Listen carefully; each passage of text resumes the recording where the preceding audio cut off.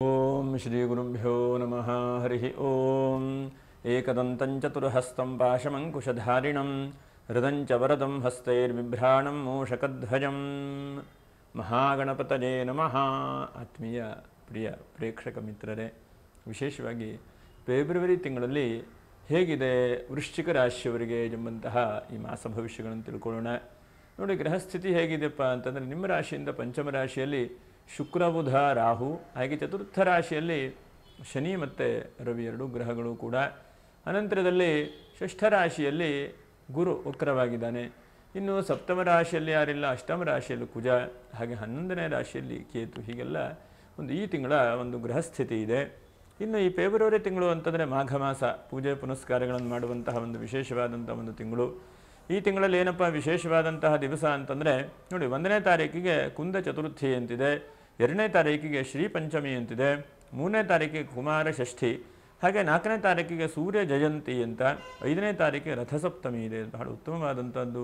6ನೇ ತಾರೀಕಿಗೆ ನೋಡಿ ಮಧ್ವ ನವಮಿ, 8ನೇ ತಾರೀಕಿಗೆ ಸರ್ವೇಶಾಂ ಏಕಾದಶಿ ಇದೆ, ಹಾಗೆ 9ನೇ ತಾರೀಕಿಗೆ ಭೀಷ್ಮ ದ್ವಾದಶಿ, ಹಾಗೆ 10ನೇ ತಾರೀಕಿಗೆ ಸೋಮಪ್ರದೋಷ, 12ನೇ ತಾರೀಕಿಗೆ ಸತ್ಯನಾರಾಯಣ ಸ್ವಾಮಿ ಪೂಜೆ ಮಾಡುವಂಥದ್ದು ಭಾರತ ಹುಣ್ಣಿಮೆ, ಹಾಗೆ 13ನೇ ತಾರೀಕಿಗೆ ಸಂಕ್ರಾಂತಿ ಅಂದರೆ ಕುಂಭ ಸಂಕ್ರಾಂತಿ ಇದೆ, 14ನೇ ತಾರೀಕಿಗೆ ಸಂಕಷ್ಟರ ಚತುರ್ಥಿ, 24ಕ್ಕೆ ಸರ್ವೇಶಾಂ ಏಕಾದಶಿ ಇದೆ, 25ಕ್ಕೆ ಮಹಾಪ್ರದೋಷ, ಹಾಗೆ 26ಕ್ಕೆ ನೋಡಿ ಶಿವರಾತ್ರಿ ವಿಶೇಷವಾದಂತಹ ಪೂಜೆ ಪುನಸ್ಕಾರ ಮಾಡುವಂಥದ್ದು.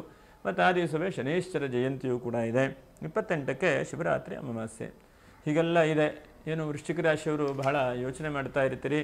ನೋಡಿ, ವಿಶಾಖ ನಕ್ಷತ್ರ 4ನೇ ಪಾದ, ಹಾಗೆ ಅನುರಾಧ ನಕ್ಷತ್ರ 1, 2, 3, 4ನೇ ಪಾದ, ಹಾಗೆ ಜ್ಯೇಷ್ಠ ನಕ್ಷತ್ರ 1, 2, 3, 4ನೇ ಪಾದ.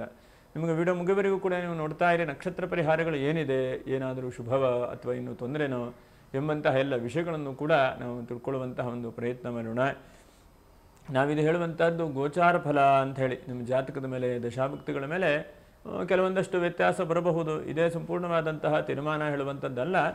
ಆದರೂ ಗೋಚಾರದಲ್ಲಿ ಯಾವ್ಯಾವ ಗ್ರಹಗಳ ಸ್ಥಿತಿ ಹೇಗಿದೆ ಎಂಬುದನ್ನು ತಿಳ್ಕೊಂಡು ಹೇಳುವಂತಹ ಒಂದು ಸಾಮಾನ್ಯವಾದಂತಹ ಒಂದು ಪ್ರಯತ್ನ. ಇನ್ನು ಈ ತಿಂಗಳಲ್ಲಿ ತುಂಬ ಉತ್ತಮವಾದಂಥ ದಿವಸ ಯಾವುದಪ್ಪ ಅಂತಂದರೆ, ನೋಡಿ, 3ನೇ ತಾರೀಕು ಬಹಳ ಪ್ರಶಸ್ತವಾಗಿದೆ. ಇದು ಬಹಳ ಉತ್ತಮವಾದಂಥ ಒಂದು ದಿವಸ, ಮುಹೂರ್ತಗಳ ದಿವಸ. ಹಾಗೆ ಅನಂತರದಲ್ಲಿ ಇನ್ನು 24ನೇ ತಾರೀಕು ಪೂರ್ವಾಷಾಢ ನಕ್ಷತ್ರ, ಅದು ಕೂಡ ಬಹಳ ಉತ್ತಮವಾದಂಥ ಮುಹೂರ್ತ. ಹೀಗೆ ಇದೆರಡು ಬಹಳ ಉತ್ತಮವಾದಂಥ ಮುಹೂರ್ತಗಳು.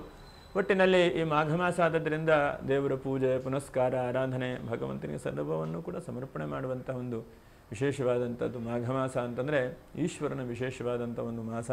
ಅದರಲ್ಲೂ ಕೂಡ ಮಹಾಶಿವರಾತ್ರಿ ಪರ್ವಕಾಲ ಇದು. ಹಾಗಾಗಿ ಇಂತಹ ಈ ಶಿವರಾತ್ರಿಯ ದಿವಸ ವಿಶೇಷವಾಗಿ ಈಶ್ವರನ ಪೂಜೆ ಪುನಸ್ಕಾರ ಮಾಡಿದರೆ ಆ ಈಶ್ವರಾನುಗ್ರಹದಿಂದ ಎಲ್ಲರಿಗೂ ಕೂಡ ಮಂಗಲವಾಗ್ತದೆ ಹೇಳುವಂಥದ್ದು. ಯೋಚನೆ ಮಾಡ್ತಾ ಇರ್ತೀರಿ, ನಮಗೇನಪ್ಪ ವೃಶ್ಚಿಕ ರಾಶಿಯವರಿಗೆ ಅಂಥೇಳಿ ಹೇಳ್ತಾ ಇದ್ರಿ ಅಂಥೇಳಿ ಯೋಚನೆ ಮಾಡ್ತಾ ಇದ್ದರೆ, ನೋಡಿ, ವೃಶ್ಚಿಕ ರಾಶಿಯವರಿಗೆ ಪಂಚಮದಲ್ಲಿ ರಾಶ್ಯಾಧಿಪತಿಯಾದಂತಹ ಶುಕ್ರನು ರಾಹು ಬುಧನ ಜೊತೆಗಿದ್ದಾನೆ. ಇದರಿಂದ ಏನಪ್ಪ ಅಂತಂದರೆ, ಒಂದು ಗುರುವಿನ ಮನೆಯಲ್ಲಿದ್ದಾನೆ, ನಿಮ್ಮನ್ನು ಧರ್ಮ ಕಾರ್ಯದಲ್ಲಿ ಪ್ರವೃತ್ತಿಯನ್ನು ಮಾಡ್ತಾ ಇದ್ದಾನೆ, ಧಾರ್ಮಿಕವಾದಂಥ ಕ್ಷೇತ್ರಗಳಿಗೆ ಹೋಗುವಂಥದ್ದು. ನೋಡಿ, ಕುಂಭಮೇಳ ನಡೀತಾ ಇದೆ, ಅಂತಹ ನಾವು ನೋಡ್ತಾ ಹೋದರೆ ಬಹಳ ಜನ ಅಲ್ಲಿ ಹೋಗಿದಿರಿ, ಭಾಗವಹಿಸಿದಿರಿ, ಆ ಭಗವಂತನನ್ನು ಧ್ಯಾನ ಮಾಡಿದಿರಿ. ವಿಶೇಷವಾಗಿ ಸ್ನಾನಾದಿಗಳನ್ನು ಮಾಡಿಕೊಂಡು ಈ ಮನುಷ್ಯ ಜನ್ಮವನ್ನು ಪುನೀತ ಮಾಡಿಕೊಳ್ತಾ ಇದ್ದೀರಿ. ಅನೇಕ ಜನರನ್ನು ಈ ರಾಶಿಯವರು ನೋಡಿದ್ದೇವೆ. ಹಾಗೆ ಅಂತಹ ತೀರ್ಥಕ್ಷೇತ್ರಗಳಿಗೆ ದರ್ಶನ ಮಾಡುವಂತಹದ್ದು ಬಹಳ ಮುಖ್ಯವಾದಂಥದ್ದು. ಮತ್ತು ಮಹಾತ್ಮರ ಆಶೀರ್ವಾದ, ಗುರುಗಳ ಆಶೀರ್ವಾದ ಹೇಳುವಂಥದ್ದು ಬಹಳ ಮುಖ್ಯವಾದಂಥದ್ದು. ಅಂಥದ್ದನ್ನು ಕೂಡ ನೀವು ಪಡ್ಕೊಳ್ತಾ ಇದ್ದೀರಿ. ಅದರಿಂದ ಕೂಡ ನಿಮ್ಮ ಮನಸ್ಸಿಗೆ ಸಮಾಧಾನವೂ ಕೂಡ ಸಿಗ್ತಾ ಇದೆ. 2ನೇದಾಗಿ. ಹಾಗೆ 3ನೇದಾಗಿ ಸ್ವಲ್ಪ ಈ ತಿಂಗಳಲ್ಲಿ ಬಹಳ, ಈ ಫೆಬ್ರವರಿ ತಿಂಗಳು ಹಾಗೆ ಸ್ವಲ್ಪ ಪ್ರಯಾಣ, ಅಲ್ಲಿಂದ ಇಲ್ಲಿ ಹೋಗಿ ಇಲ್ಲಿಂದ ಅಲ್ಲಿ ಹೋಗಿ ಅಲ್ಲಿ ಬರೀ ಓಡಾಟ ಮಾಡ್ತಾ ಇರುವಂಥದ್ದು ಸ್ವಲ್ಪ ಜಾಸ್ತಿ ಕಾಣುತ್ತದೆ. ಒಟ್ಟಿನಲ್ಲಿ ಪ್ರಯಾಣ ಮಾಡಿದ್ರೂ ಕೂಡ ಒಂದು ಈ ತಿಂಗಳಲ್ಲಿ ಆತ್ಮತೃಪ್ತಿ ಇದೆ. ಏನೇ ಮಾಡಿದ್ರೂ ಕೂಡ ಮನುಷ್ಯನಿಗೆ ಆತ್ಮತೃಪ್ತಿ ಇರಬೇಕು.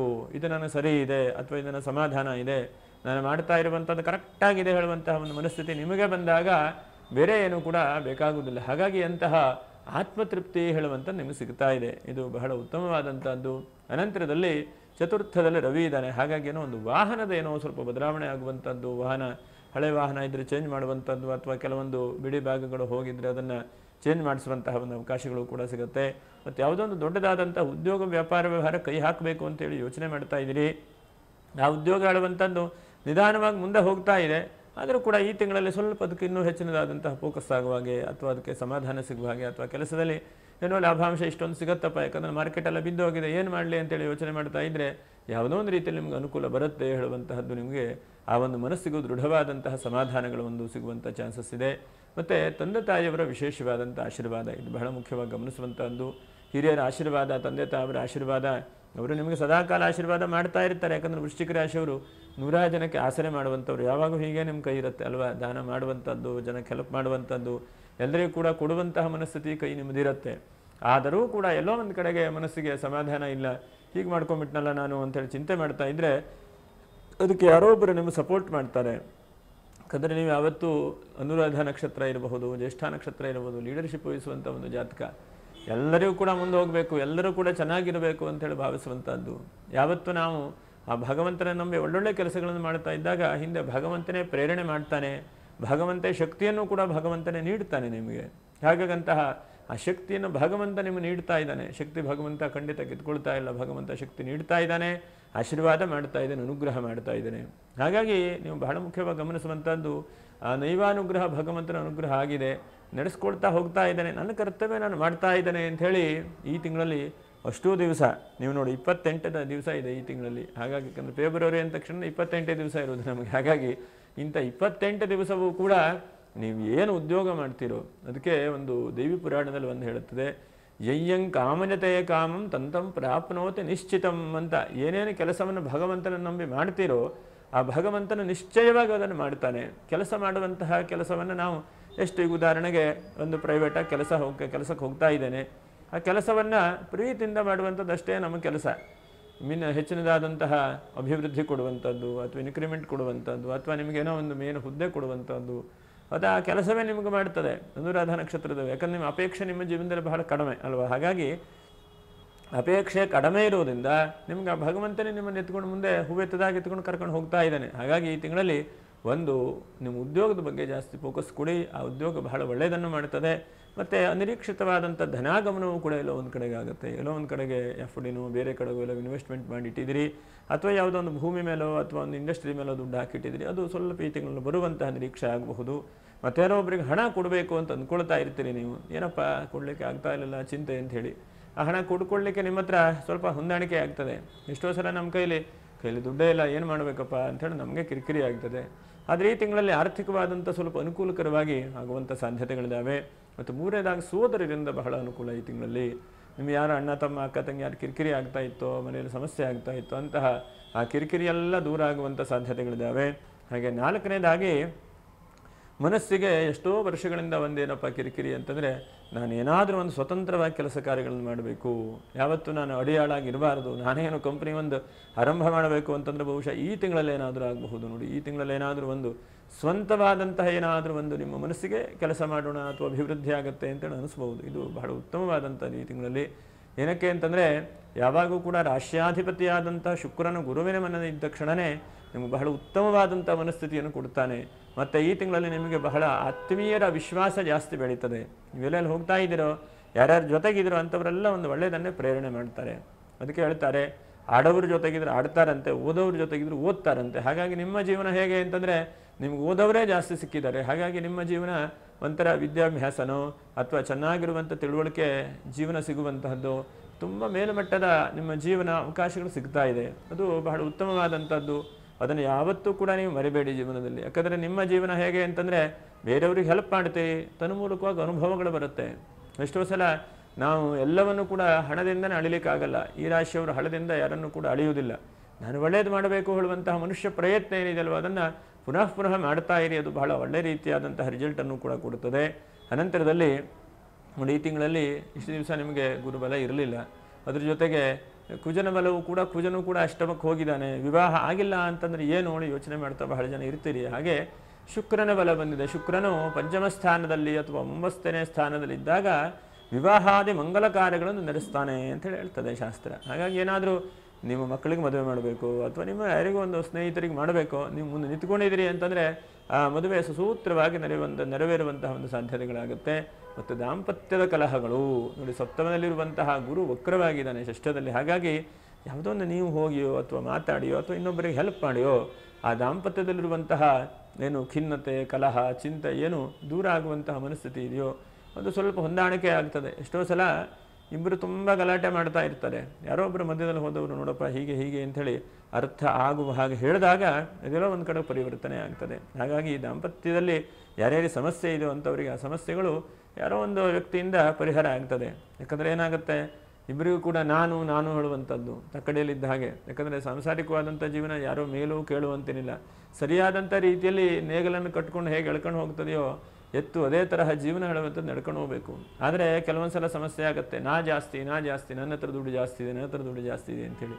ಯಾವುದು ಎಲ್ಲೂ ಶಾಶ್ವತ ಅಲ್ಲ. ಇಬ್ಬರೂ ಕೂಡ ಹೊಂದಾಣಿಕೆ ಮಾಡ್ಕೊಂಡು ಹೋಗುವಂತಹ ಒಂದು ಪ್ರಯತ್ನಗಳನ್ನು ಮಾಡಬೇಕು. ಆದರೆ ದಾಂಪತ್ಯ ಜೀವನದಲ್ಲಿ ನಾವು ಬಹಳಷ್ಟು ಜನಕ್ಕೆ ಜಾತಕ ನೋಡುವಾಗ ನೋಡ್ತೇವೆ, ಬಹಳಷ್ಟು ಜನಕ್ಕೆ ಕಿರಿಕಿರಿ, ಸಂತೋಷ ಇಲ್ಲ, ಡೈವರ್ಸು, ಹೀಗೆ ನೂರಾರು ಬಹಳ ಚಿಂತೆ ಇರುವಂತಹ ಅಲ್ಪ ಜೀವನ. ನಮ್ಮ ಜೀವನ ಎಷ್ಟು ಅಂಥೇಳಿ ಅಲ್ಪವಾದಂತಹ ಜೀವನ, ಅದು ಬೇಗನೆ ಮುಗಿದೋಗ್ಬಿಡುತ್ತೆ. ಹಾಗಾಗಿ ಇರುವಂತಹ ಜೀವನದಲ್ಲಿ ಬೇರೆ ಬೇರೆ ಟೆನ್ಷನ್ನು, ಯೋಚನೆ, ಗಲಾಟೆ ಮಾಡ್ತಾ ಇದ್ದರೆ ನಶ್ವರವಾದಂಥ ಜೀವನ ಹೋಗಿಬಿಡುತ್ತೆ. ಆವಾಗ ಯಾವುದೇ ಸುಖವೂ ಇಲ್ಲ, ನೆಮ್ಮದಿಯೂ ಇಲ್ಲ, ಶಾಂತಿಯೂ ಇಲ್ಲ. ಕೊನೆಗೆ ಏನಾಗುತ್ತೆ ಅಂತಂದರೆ ಒಂದು ದಿವಸ ಇವರು ಸತ್ತು ಹೋದರು ಅಂತ ಆಗ್ತದೆ. ಜೀವನದಲ್ಲಿ ಸಾಧನೆ ಹೇಳುವಂಥದ್ದು ಶೂನ್ಯವಾಗುತ್ತೆ. ಹಾಗಾಗಿ ಅದಕ್ಕೆಲ್ಲ ಹೆಚ್ಚಿನದಾದಂಥದ್ದು ಯೋಚನೆ ಮಾಡಲಿಕ್ಕೆ ಹೋಗಬೇಡಿ. ಯಾಕಂದರೆ ನಮ್ಮ ಪ್ರಾರಬ್ಧ ಕರ್ಮವಶಾತ್ ಕೆಲವೊಂದು ನಮಗೆ ಬಂದಿರ್ತದೆ, ಅದನ್ನು ಏನು ಮಾಡಿದ್ರು ಕೂಡ ತೊಳಿಲಿಕ್ಕೆ ಆಗೋದಿಲ್ಲ. ಅದಕ್ಕೆ ಯೋಗಿ ಪಡೆದು ಯೋಗಿಗೆ ಅಂತ ಹೇಳ್ತಾರೆ, ಜೋಗಿ ಪಡೆದ ಜೋಗಿಗಂತೆ. ಹಾಗಾಗಿ ಮನುಷ್ಯನು ಏನೇನು ಮಾಡಬೇಕು ಹೇಳುವಂಥ ಕೆಲವೊಂದು ವಿಧಿ ಕರ್ಮದ ಘಂಟುಗಳಿರುತ್ತದೆ, ಅದನ್ನು ತಪ್ಪಿಸ್ಲಿಕ್ಕಾಗೋದಿಲ್ಲ. ಆದರೂ ಕೂಡ ಒಂದಷ್ಟು ದೇವತಾರಾಧನೆ, ಉಪಾಸನೆ, ಮನಸ್ಸಿಗೆ ಒಂದಷ್ಟು ಸಮಾಧಾನ ಕೊಡುವಂತಹ ಕೆಲವೊಂದು ವಿಷಯಗಳನ್ನು ತಿಳ್ಕೊಂಡಾಗ, ಕೇಳಿದಾಗ, ಮತ್ತು ಆದಷ್ಟು ಸಕಾರಾತ್ಮಕವಾದಂಥ ಚಿಂತೆಗಳನ್ನು ಮಾಡಿದಾಗ ನಮಗೇನಾಗುತ್ತೆ, ಆ ಚಿಂತನೆ ಹೇಳುವಂಥದ್ದು ನಮ್ಮ ಒಳ್ಳೆಯ ಕೆಲಸಕ್ಕೆ ಕರ್ಕೊಂಡು ಹೋಗ್ತದೆ. ಒಬ್ಬರ ಹತ್ರ ಹೋಗಿ ಕೇಳ್ತಾರೆ, ಸ್ವಾಮಿ ನಾ ಮನೆ ತೆಗೆದುಕೊಳ್ಳ ಅಂತೇಳಿ. ಅಪ್ಪ ನೀ ಮನೆ ತೆಗೆದುಕೊಳ್ಳಿಕ್ಕೆ ಹೋಗಬೇಡ, ನೀನು ತೊಂದರೆ ಆಗ್ತದೆ, ನಿನಗೆ ಬರೀ ಸಾಲ ತೀರಿಸೋಲೆ ಹೋಗಿಬಿಡ್ತದೆ. ಇನ್ನೊಬ್ಬರ ಹತ್ರ ಹೋಗಿ ಕೇಳ್ತಾರೆ, ಏನು ಮಾಡಲಿ ಸ್ವಾಮಿ ಅಂತೇಳಿ. ಇಲ್ಲಪ್ಪ ನಿಮಗೆ ಚತುರ್ಥಾಧಿಪತಿ ಶುಕ್ರ ದಶಾಭುಕ್ತಿಗಳು ಶುರುವಾಗಿದೆ, ಎಲ್ಲೋ ಒಂದು ಕಡೆ ದುಡ್ಡು ಬರುತ್ತೆ ತೆಗೋ ಅಂತ ಹೇಳ್ತಾರೆ. ಕಡೆಗೆ ಅವನಿಗೆ ದ್ವಂದ್ವ ಸ್ವಭಾವವಾಗ್ತದೆ. ಕೊನೆಗೆ ತೀರ್ಮಾನ ಮಾಡಿ ಮನೆ ತೆಗೆದುಕೊಳ್ತಾನೆ. ಕೊನೆಗೆ ಯಾವುದೋ ಒಂದು ರೀತಿ ಹಣ ಬಂದು ತೀರಿಸಿಬಿಡ್ತಾನೆ. ಹಾಗೆ ನಾವು ಒಂದು ಕೆಲಸವನ್ನು ಯೋಚನೆ ಮಾಡುವಾಗ ಆದಷ್ಟು ಸಕಾರಾತ್ಮಕವಾಗಿ ಚಿಂತನೆ ಮಾಡಬೇಕು. ನಮ್ಮ ಆದಷ್ಟು ಒಳ್ಳೆ ಥರದಲ್ಲಿ ಯೋಚನೆ ಮಾಡಿದಾಗ ಭಗವಂತನೂ ನಮಗೆ ತಥಾಸ್ತು ಅಂತೇಳಿ ಹೇಳ್ತಾ ಇರ್ತಾನೆ. ಯಾವತ್ತೂ ಕೂಡ ಕೆಟ್ಟದ್ದನ್ನು, ಬೇರೆದನ್ನೇ ಚಿಂತನೆ ಮಾಡ್ತಾ ಹೋದಾಗ ನಮ್ಗೆ ಒಳ್ಳೆಯ ದಾರಿಗಳು, ಅವಕಾಶಗಳು ಸಿಗೋದಿಲ್ಲ. ಹಾಗಾಗಿ ನಿಮಗೆ ಈ ತಿಂಗಳು ಏನಪ್ಪ ಅಂತಂದರೆ, ಇಷ್ಟೆಲ್ಲ ಏನಕ್ಕೆ ಹೇಳ್ತಾ ಇದ್ದೇನೆ, ಒಳ್ಳೆಯ ಸಸೂತ್ರವಾದಂಥ ದಾರಿಯಲ್ಲಿ ಹೋಗ್ತಾ ಇದ್ರಿ, ನಿಮ್ಮ ಗುರಿ ಹೇಳುವಂಥದ್ದು ಸರಿಯಾಗಿದೆ. ಅದಕ್ಕೆ 100 ಜನ 100 ಥರ ಹೇಳಬಹುದು. ಹಾಗಂತೇಳಿ ನಿಮ್ಮ ದಾರಿಯನ್ನು ತಪ್ಪಿಕೊಂಡು ಹೋಗುವಂಥದ್ದಲ್ಲಿ ನೀವು ಸರಿಯಾದಂತಹ ದಾರಿ, ಸರಿಯಾದಂಥ ಮಾರ್ಗದಲ್ಲಿ ಹೋಗಿ, ಅದರಿಂದ ಬಹಳ ಶುಭವಾಗ್ತದೆ. ಹಾಗೆ ಅನಂತರದಲ್ಲಿ ನೋಡಿ, ಈ ತಿಂಗಳಲ್ಲಿ ಒಂದು 5-6 ಜಾಗ್ರತೆ ವಹಿಸ್ಕೊಳ್ಬೇಕು. 1ನೇ ಜಾಗ್ರತೆ ಏನಪ್ಪ ಅಂತಂದರೆ, ಎಷ್ಟು ಸಾಧ್ಯ ಆಗುತ್ತೋ ಅಷ್ಟು ನೀವು ಸ್ತ್ರೀಯರ ವಿಷಯದಲ್ಲಿ ಮತ್ತು ದುಡ್ಡು ಕೊಡುವಂತಹ ವಿಷಯದಲ್ಲಿ 2 ಜಾಗ್ರತೆ ವಹಿಸ್ಕೊಳ್ಬೇಕು. 3ನೇದಾಗಿ ನಿಮ್ಮ ವೈಯಕ್ತಿಕವಾದಂಥ ಆರೋಗ್ಯದಲ್ಲಿ ಸಣ್ಣ ಪುಟ್ಟ ಸಮಸ್ಯೆಗಳು ಬರ್ತಾ ಇದೆ, ಆರೋಗ್ಯದಲ್ಲಿ ಏನೋ ಕಿರಿಕಿರಿ, ಏನೋ ಚಿಂತೆ, ಏನೋ ಹೀಗಾಗ್ತಾ ಇದೆ. ಹಾಗಾಗಿ ಅದರ ಬಗ್ಗೆನೂ ಸ್ವಲ್ಪ ಜಾಗ್ರತೆ ವಹಿಸ್ಕೊಳ್ಬೇಕು. ಹಾಗೆ 4ನೇದಾಗಿ ನಿಮ್ಮ ಮನಸ್ಸೆಲ್ಲ ಸರಿ ಇದೆ ಅಂತ ಇಟ್ಕೊಳ್ಳಿ, ಆದರೆ ಇನ್ನೊಬ್ಬರ ಬಗ್ಗೆ ಬಹಳ ಚಿಂತೆ, ಬಹಳ ಯೋಚನೆಗಳನ್ನು ಮಾಡ್ತಾ ಇದ್ದೀರಿ. ಆದಷ್ಟು ಅದನ್ನು ಎಷ್ಟು ಬೇಕೋ ಅಷ್ಟು ಮಾಡುವಂಥ ಪ್ರಯತ್ನಗಳನ್ನು ಮಾಡಿ. 5ನೇದಾಗಿ ಪ್ರಯಾಣ ಯೋಗ ಅಂತ ಹೇಳಿದೆ, ಸ್ವಲ್ಪ ಅನ್ನ ಆಹಾರಗಳ ವಿಷಯದಲ್ಲಿ ಸ್ವಲ್ಪ ಜಾಗ್ರತೆ ವಹಿಸ್ಕೊಳ್ಳಿ. ಇದಿಷ್ಟು ನೀವು ಮಾಡ್ತಾ ಬಂದರೆ ನಿಮ್ಮ ಹೆಚ್ಚಿನದಾದಂತಹ ಲಾಭಾಂಶಗಳನ್ನು ಭಗವಂತ ನೀಡ್ತಾನೆ. ಈ ತಿಂಗಳಲ್ಲಿ ಅಷ್ಟೊಂದು ಕಿರಿಕಿರಿ ಹೇಳುವಂಥದ್ದೇನೂ ಇಲ್ಲ. ಆ ದೈವಾನುಗ್ರಹದಿಂದ ಶುಭವಾಗ್ತದೆ. ಇನ್ನು ವಿಶಾಖ ನಕ್ಷತ್ರ 4ನೇ ಪಾದ ನೀವು ಸಾಧ್ಯವಾದರೆ ನೋಡಿ, ನಮಗೆ ರಥಸಪ್ತಮಿ ಇದೆ, 5ನೇ ತಾರೀಕು ರಥಸಪ್ತಮಿ ಇದೆ. ಎಷ್ಟು ಸಾಧ್ಯವಾಗುತ್ತೋ ಅಷ್ಟು ನೀವು ಆದಿತ್ಯ ಹೃದಯ ಸ್ತೋತ್ರವನ್ನು ಪಾರಾಯಣ ಮಾಡಿ, ಅದರಿಂದ ಶುಭವಾಗ್ತದೆ. ಇನ್ನು ಅನುರಾಧ ನಕ್ಷತ್ರ ನೋಡಿ, ಮಹಾಶಿವರಾತ್ರಿ 26ನೇ ತಾರೀಕಿಗಿದೆ. ಅದು ಎಷ್ಟೆಷ್ಟು ಅನುದಾನ ಮಾಡ್ತಾರೋ, ದೇವರು ಪೂಜೆ ಪುನಸ್ಕಾರಗಳನ್ನು ಮಾಡ್ತಾರೋ, ಅಲ್ಲಿ ನಿಮ್ಮ ಕೈಲಾದಂಥ ಸೇವೆಗಳನ್ನು ಮಾಡಿ, ಕೈಲಾದಂಥ ರೀತಿಯಲ್ಲಿ ಭಗವಂತನಿಗೆ ಎಲ್ಲವನ್ನು ಕೂಡ ಸಮರ್ಪಣೆ ಮಾಡ್ತಾ ಬನ್ನಿ. ಭಗವಂತನ ಅನುಗ್ರಹ ಮಾಡ್ತಾನೆ.